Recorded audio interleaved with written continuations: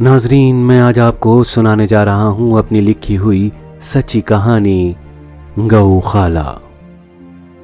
बात 90s के दौर की है। हमारा पूर्वी दरवाजा ही ज्यादा वर्क करता था।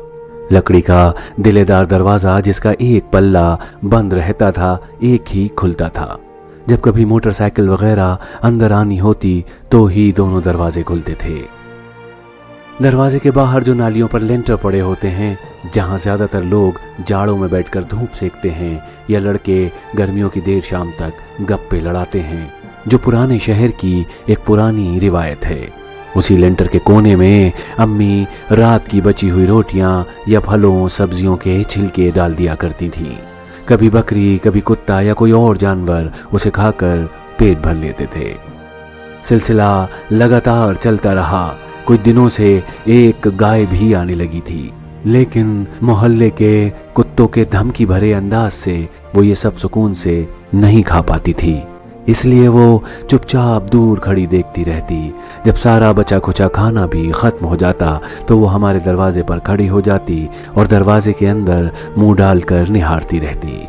अम्मी को ये माजरा समझते देर न लगती कि वो भूखी है और खाना मांग रही है। अम्मी कुछ ताज़ी रोटियां उसे दे देती, कुछ फल सब्जियां भी खिला देती। अब ये सिलसिला भी रोज चल पड़ा। गाय की अम्मी से कुछ दोस्ती सी हो गई थी। अब कुछ ही दिनों में वो इतनी बेतकल्लुफ हो गई कि सीधे घर के अंदर आने लगी। एक दरवाज़ा बंद होने के कारण वो धक्का मुक्की करते फंसते फंसते अपने बदन को सिकोड़ कर दरवाजे के अंदर आकर आंगन में खड़ी हो जाती और खूब सुकून से खाना खाती, क्योंकि अब बाहर वाले जानवरों का उसे डर नहीं होता। घर में आए हुए मेहमान उसे देखकर हैरत में पड़ जाते और अम्मी से कहते, ये कैसी दोस्ती है आपकी? ये तो नुकसान पहुंचा सकती है, गंदगी कर सकती है। अम्मी मुस्कुरा कर कहती, नेकी कभी नुकसान नहीं पहुंचाती। दिन बीतते गए। इधर कई दिनों से हम लोग सोचने लगे गाय कहाँ चली गई, क्योंकि हम लोगों को कई दिनों से दिखी नहीं थी। लेकिन एक दिन हम सबकी हैरत का ठिकाना नहीं रहा जब हम लोगों ने दरवाजे के धड़धड़ाने की आवाज सुनी। अरे, ये तो वही आवाज है जो गाय घर में जोर लगाकर आती थी।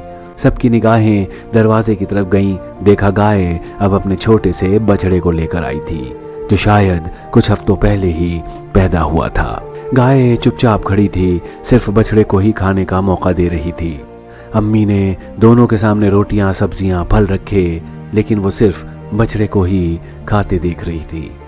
अम्मी ने रोटियां उसकी तरफ बढ़ाते हुए कहा, दे, तू भी खा ले, भूखी है, और अब तो बच्चे का पेट भी भर गया। अम्मी का कहा नहीं टालती थी वो। 2 रोटी अम्मी के कहने पर शायद मुरव्वतन खा ली उसने। पेट तो उसका बछड़े के खाना खाने पर ही भर गया था। माँ जो ठहरी।